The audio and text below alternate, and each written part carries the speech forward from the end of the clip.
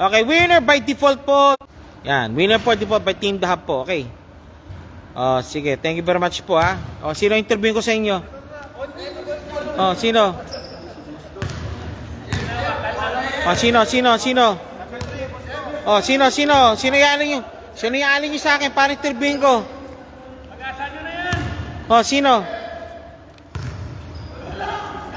Wala.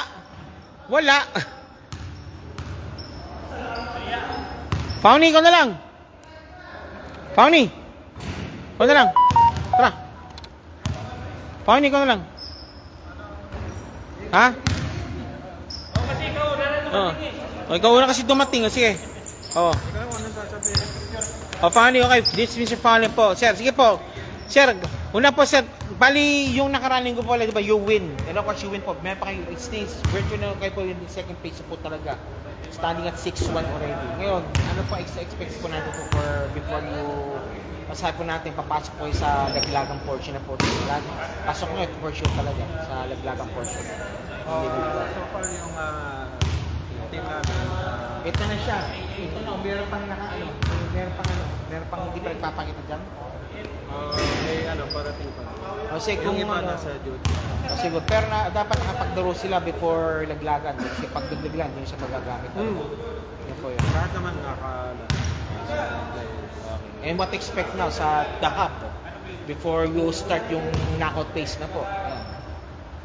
So far yung team ay paglaro din ng tune-up sa iba. And yun nga. So expect na lang na good day. Okay. Yun lang, team spirit. Sige, Sir Pauni. Sige po, batiin nyo. Sige, yung gustong patiyan. Sige, yan na. Bati. Binabati ko yung family ko. Yan, family mo, okay? Ano pa? Supportador mo, yan. Parents ko, tsaka yung buong team. Yan, yung buong team. Sige, maraming salamat. Yan po si Mr. Pauni. Yan po ang member po ng grupong Dahab. Ito po ang, ayan na. Ito po ang Dahab po, ayan na. Okay, congratulations, winning. Winner po, ito si General Kalimlim. Ayan. Yung pinaka, tsaka si Dimac. Si Mr. 100%. Hindi mo kailangan. Maraming salamat po. Okay,